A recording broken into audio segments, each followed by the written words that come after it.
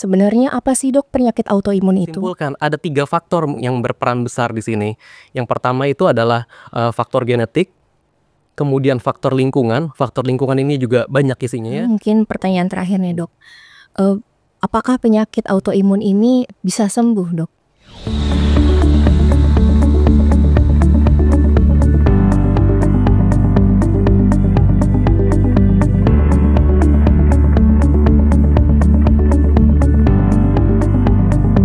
Assalamualaikum warahmatullahi wabarakatuh. Selamat pagi Sobat Sehat RSCM dimanapun berada. Selamat datang kembali di podcast RSCM dalam rangka memperingati hari ulang tahun RSCM yang ke-105 tahun dengan tema kolaborasi untuk negeri. Saya Dr. Sunita dari KSM Patologi Klinik.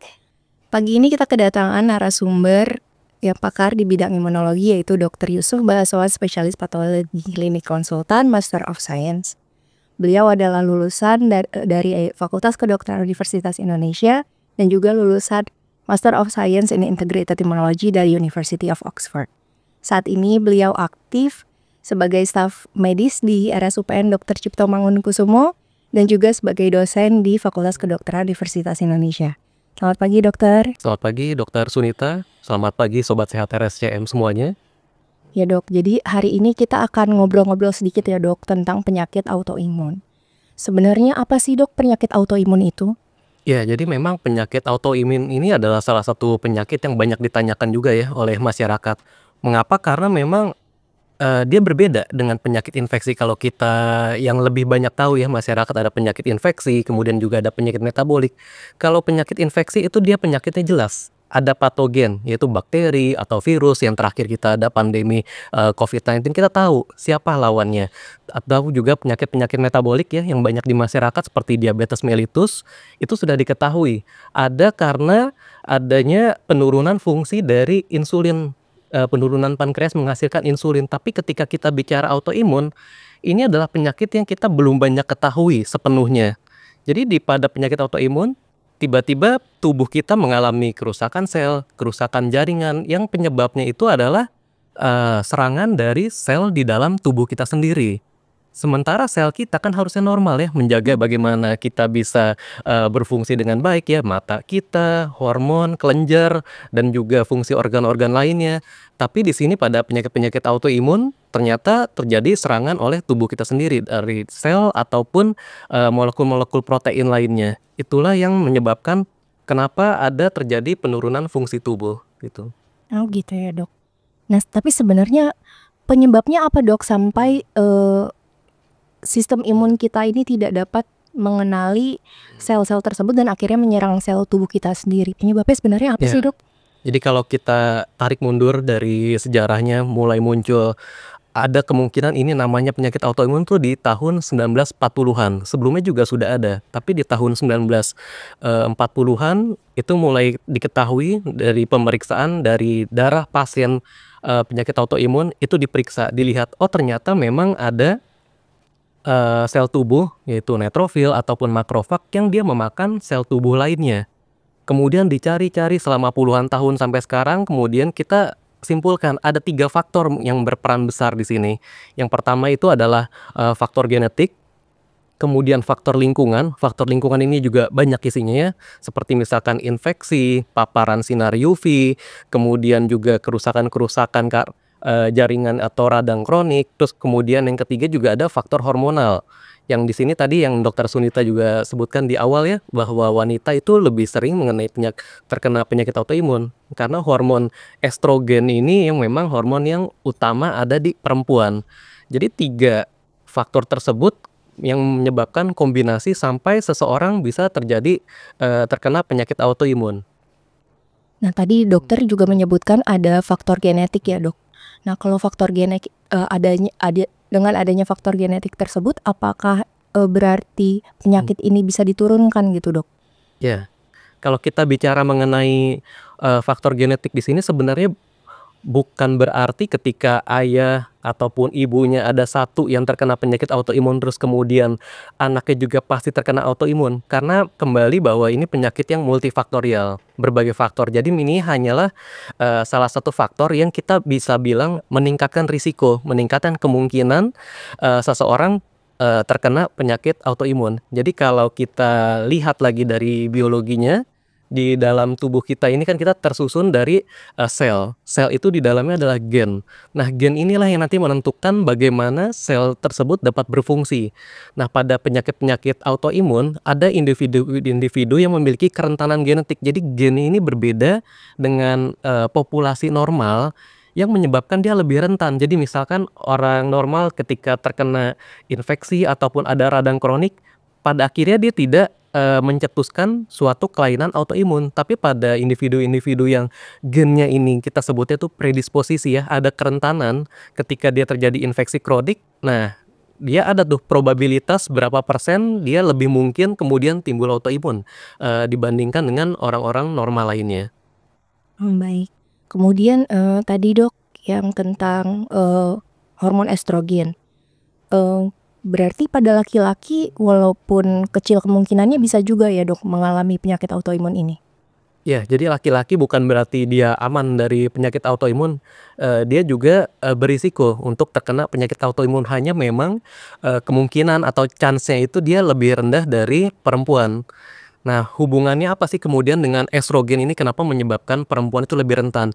Jadi dari penelitian-penelitian terkini, dari bukti-bukti terakhir yang kita dapatkan, ternyata estrogen ini dia memperpanjang umur dari sel B yang merupakan salah satu, sel utama yang menghasilkan antibodi dan menyerang sel tubuh kita sendiri.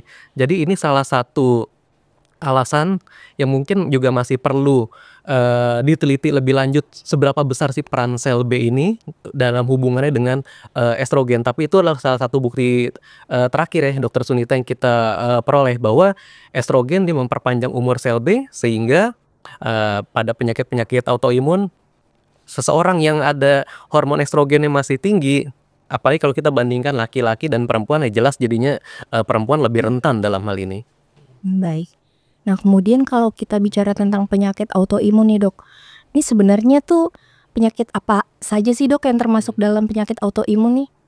Apakah hanya kalau yang banyak kita dengar kan lupus ya Dok gitu. Nah, selain itu apakah ada penyakit autoimun lain? Iya, penyakit autoimun ini adalah suatu, kelompok penyakit ya, satu golongan yang sebenarnya jumlahnya banyak. Jadi ada lebih dari 80, namun perlu diingat bahwa ini adalah penyakit yang, frekuensinya itu sebenarnya lebih rendah ya dibandingkan kita, bandingkan dengan penyakit infeksi tadi ya, penyakit, metabolik ataupun penyakit degeneratif karena penuaan. Jadi kalau, kita ke rumah sakit, kita lihat di poliklinik, antrian untuk penyakit-penyakit yang autoimun ini dia lebih sedikit, begitu. Tapi memang, sekali terkena penyakit autoimun itu lebih sulit sembuhnya dibandingkan penyakit-penyakit lain yang tadi sudah saya sebutkan. Nah, penyakit autoimun ini selain tadi jumlahnya, jenisnya ada banyak, dia juga suatu penyakit yang variasi gejala klinisnya banyak. Jadi kita bisa bagi secara umum penyakit autoimun itu ada, 2 macam, yaitu penyakit autoimun yang gejala, atau manifestasi klinisnya ya, keluhan utama dari, pasien ataupun penderitanya itu adalah gejala sistemik seperti badannya tuh bolak-balik panas, demam, kemudian merasa lelah, mudah letih, kemudian juga bisa ada merah-merah atau ruam di kulitnya. Kemudian ada satu lagi golongan penyakit autoimun yang dia spesifik ataupun, lokal, jadi menyerang ke organ tertentu. Jadi misalkan dia menyerang ke kelenjar tiroid, maka akan terjadi penurunan, fungsi tiroid, sehingga gejala hipotiroidisme itu muncul. Nah, apa gejala hipotiroidisme ya? Dia adalah, sebagai contoh, jadi mirip tadi, mudah lelah, jadi tidak bersemangat dalam beraktivitas. Jadi ada seperti hal yang mirip tapi beda. Jadi yang gejala organ dia langsung kena ke organnya, tapi kalau yang gejala sistemik kena ke seluruh tubuhnya.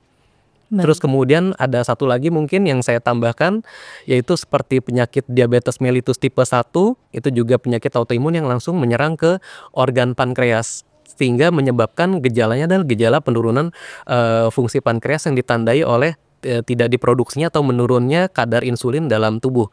Sehingga nanti pasiennya akan mengeluhkan gejala-gejala seperti diabetes mellitus tipe 2 begitu, yang karena, kelainannya sifatnya tuh, metabolik di sini, bukan karena serangan oleh sel tubuh kita sendiri. Baik, nah kalau kayak begitu Dok, kan gejala klinisnya sangat bervariasi ya Dok, dan kemudian masih banyak kemiripan dengan penyakit metabolik, kemudian dengan penyakit infeksi juga. Nah, tapi sebenarnya ada nggak sih Dok pemeriksaan yang dapat dilakukan nih, ketika seseorang misalnya, saya pengen tahu nih, saya ada autoimun nggak ya gitu. Kira-kira ada pemeriksaan yang dapat dilakukan nggak Dok? Iya, karena penyakit autoimun ini cukup sulit ya dikenali, dideteksi, maka kita dari laboratorium di rumah sakit itu juga berperan besar untuk membantu klinisi, dokter-dokter untuk membantu memastikan apakah pasien-pasien tersebut yang menunjukkan gejala, kecurigaan ini sepertinya gejala klinis dari autoimun. Nah, ini dibantu oleh pemeriksaan laboratorium. Jadi apa saja nih pemeriksaan laboratoriumnya? Pemeriksaan laboratorium yang ada tersedia di rumah sakit yaitu ada pemeriksaan-pemeriksaan yang pertama untuk membuktikan ada penurunan, fungsi tubuh atau penurunan atau kelainan yang ditampak dari gejala klinis.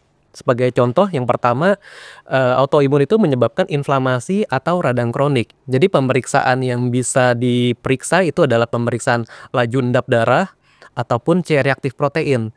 Ini kedua-duanya akan meningkat pada kondisi inflamasi, tapi ini juga bisa ditemukan pada penyakit-penyakit lain.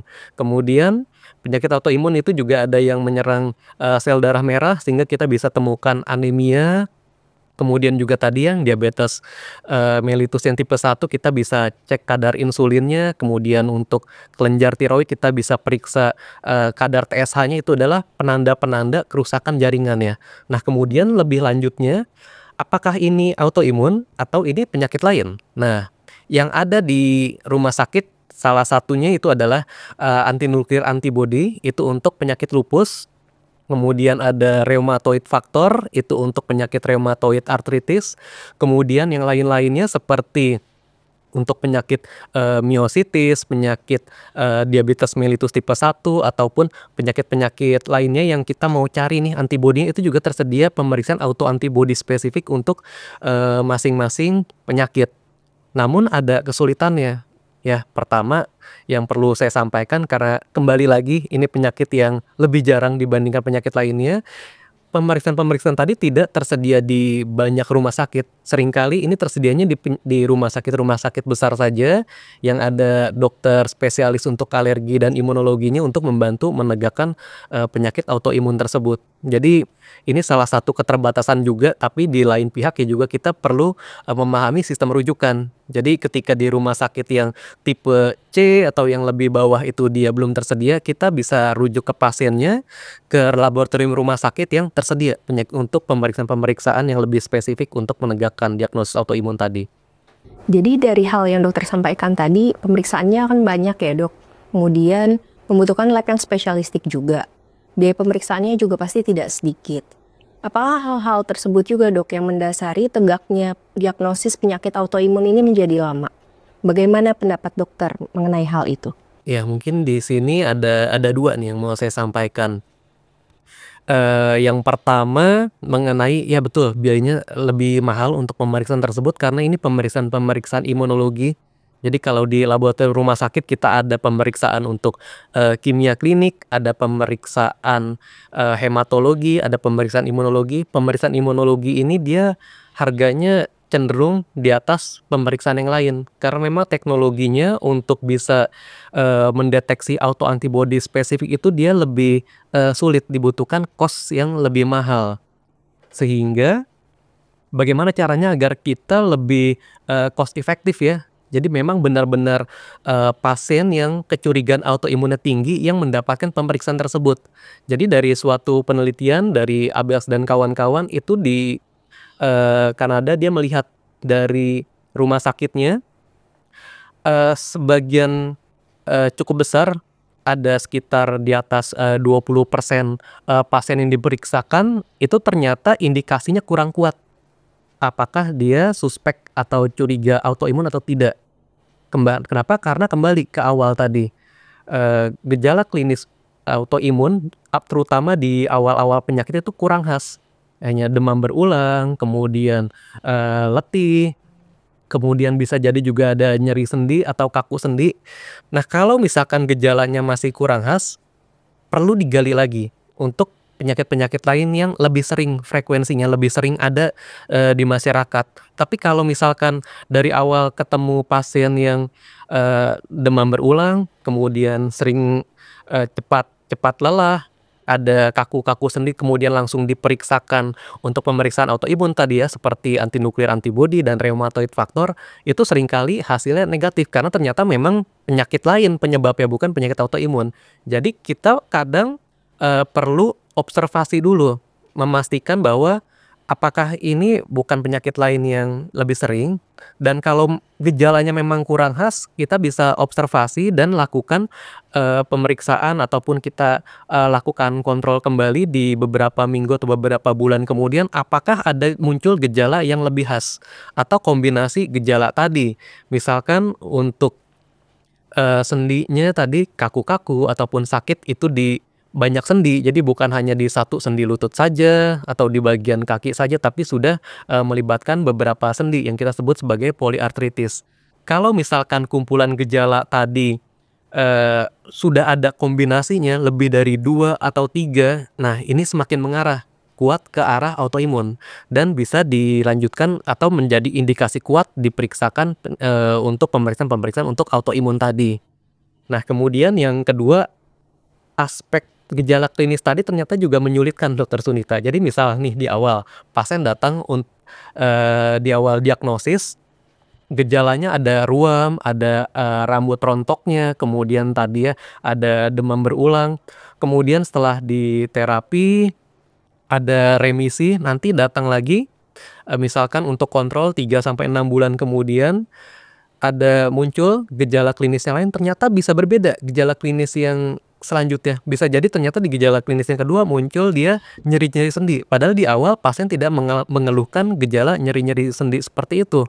Itu yang menyebabkan dokter jadi kesulitan untuk mengenali, penyakit tadi. Jadi ada juga, masalah yang timbul kalau ganti dokter, berpindah dokter mungkin untuk menanyakan, second opinion ya, karena itu kan hak pasien untuk second opinion. Jadi ketika berganti dokter di periode yang berbeda, ke dokter pertama di bulan misalkan Januari, kemudian second opinion-nya karena sepertinya gejalanya masih kurang baik sepenuhnya, datang lagi ke dokter yang berbeda di bulan Maret, itu gejala klinisnya bisa berbeda karena tadi sangat variatifnya. Jadi memang perlu pemahaman yang mendalam mengenai penyakit autoimun itu sendiri. Dia punya karakteristik yang, berbeda dan kalau saya bilang ya itu menyulitkan ya, baik bagi, pasiennya maupun untuk dokter ya, dalam menegakkan diagnosisnya, gitu. Iya, baik. Kemudian tadi, Dokter Yusuf sempat beberapa kali ya Dok menyebutkan tentang pemeriksaan antinuklear antibody gitu, untuk sebagai salah satu pemeriksaan pada autoimun. Apakah kalau hasilnya positif berarti seseorang itu menderita autoimun, Dok?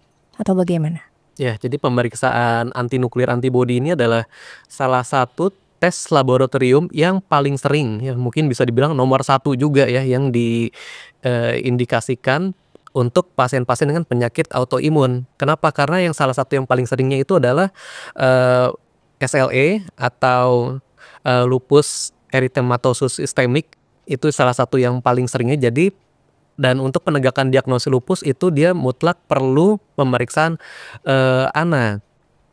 Dan pada pasien-pasien yang diperiksakan ANA tadi, saya bisa katakan bahwa hal yang harus dipertimbangkan nomor 1 adalah ANA ini bisa ditemukan pada orang normal pada titik rendah.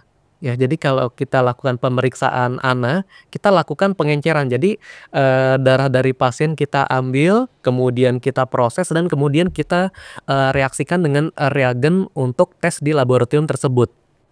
Dan kemudian kita lakukan, pengenceran dari, darah tersebut dan kita lakukan reaksi. Pengenceran ini semakin lama dia semakin tinggi pengencerannya. Jadi kita mulai dari 1/80 atau 1/100 kita encerkan, kemudian lanjut ke 1/320, 1/1000, dan kemudian kita lihat dia positifnya di titer berapa nih.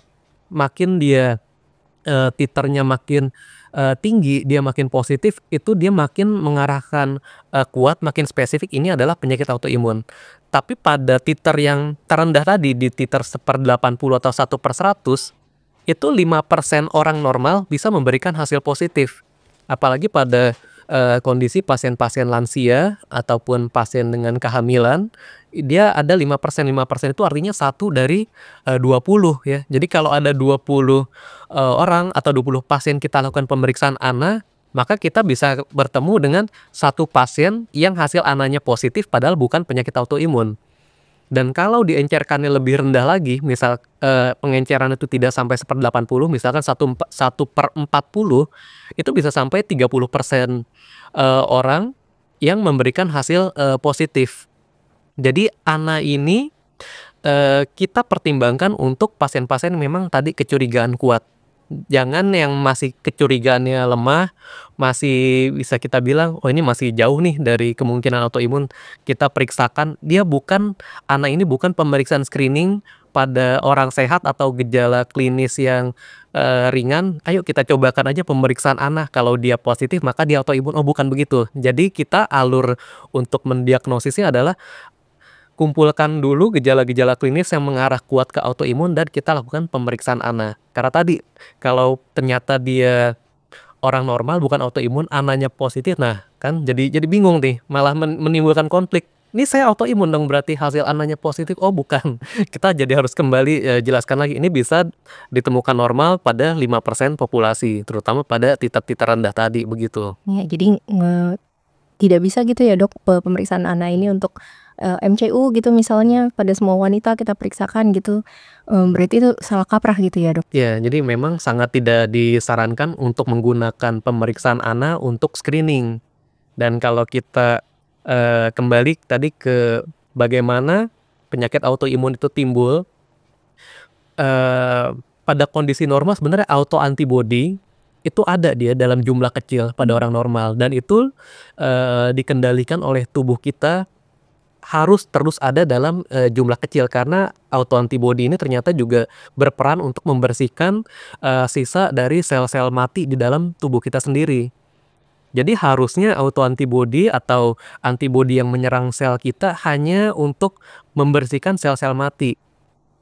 Nah, jadi pada titik rendah makanya masih mungkin kita ketemu tadi ya autoantibody tersebut. Yang bahaya atau yang sudah masuk ke golongan penyakit adalah ketika titernya itu dia meningkat. Artinya semakin banyak autoantibody tadi di dalam tubuh, nah itulah yang menyebabkan kerusakan ya di ambang batas normal yang harusnya ada.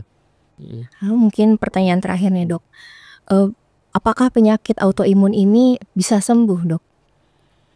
Ya, sampai saat ini riset-riset juga masih terus berkembang untuk bisa mengelola penyakit autoimun ini dengan baik. Jadi yang saat ini dari berbagai panduan pengelolaan atau tata laksana penyakit, karena tadi kita sudah tahu sel-sel apa saja yang berperan ya, ada antibodi dari sel B, ada sel T, kemudian juga sel darah putih kita yang lain seperti neutrofil. Jadi obat-obatan yang digunakan untuk menangani penyakit-penyakit autoimun ini tujuannya adalah untuk menekan sel-sel yang bekerja di luar batas tadi, yang harusnya mereka itu menyerang bakteri, virus, tapi menyerang tubuh kita sendiri, kita tekan fungsinya agar dia tidak lagi memproduksi antibodi, dia tidak lagi menyerang sel tubuh kita sendiri. Jadi sampai saat ini itu yang masih merupakan goal atau target utamanya, agar pasien-pasien mencapai status remisi, tidak ada gejala klinis.